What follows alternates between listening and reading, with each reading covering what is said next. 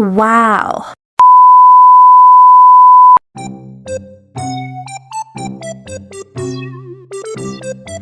Another day, another mini vlog. So hi guys, my name is Jang at ito ang inyong brand ambassador of the year, Charis!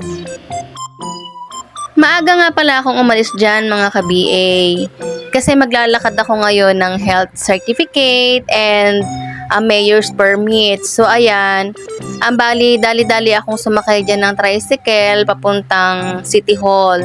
So yun, medyo hindi naman masyadong mahaba yung pila kaya nakarating naman ako kaagad. And then syempre, hindi naman door to door ang tricycle dyan. So mahaba pa yung lalakarin bago ka makarating ng City Hall. And then dyan nga tumatawid na ako mga ka-BA.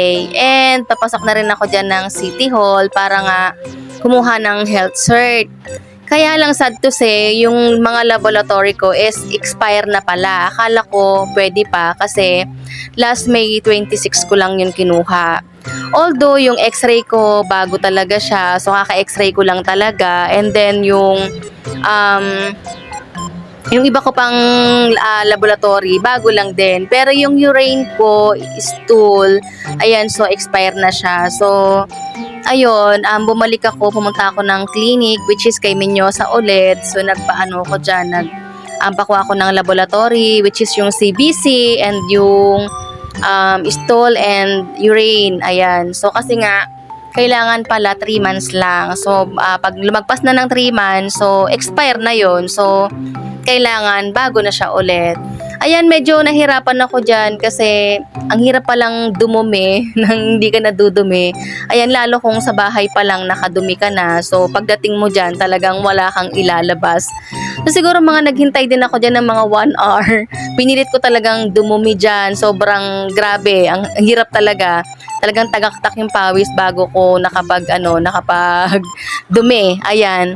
Actually, dapat doon ako magpapagawa sa malapit sa City Hall kasi meron na doon yung C21. Kaya lang nagulat ako, grabe, sobrang mahal. Yung doon, yung stall is umabot siya ng 200.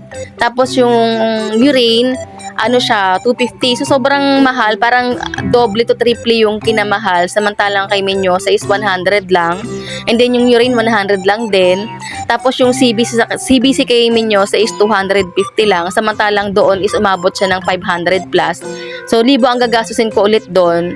Unlike kay Menyosa, parang triple talaga yung dinown nung price. So, ang laki ng na-discount ko, ganun. So, and then, after kong magpa-laboratory nga, nung nakuha ko na kaagad yung result. Kasi 1 hour lang makukuha mo na yung result. So, bumalik ako ulit ng City Hall. So, sobrang init talaga kasi katanghali ang tapat niyan. As in, talagang walang para kung akala mo talaga is magkukulaps ako sa init. Yung baon kong tubig dyan, talagang naubos ko talaga. Ayan, kitang-kita nyo naman. Tirik na tirik talaga yung araw dyan. Ewan ko ba every time na mag-a-apply tayo ng trabaho, bakit sobrang daming requirements ang kailangan. Andyan na yung urine, yung CBC, yung pregnancy test, x-ray, yung meron pang ibang company, meron pang drug test. So sobrang, alam mo yun, parang pipigain ka muna sa requirements.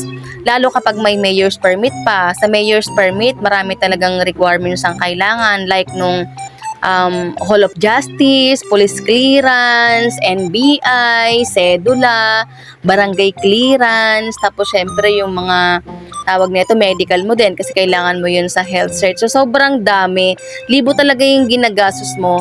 Ako every time na nagre-requirements ako, talagang kulang talaga yung 3K kasi syempre pamasahe pa.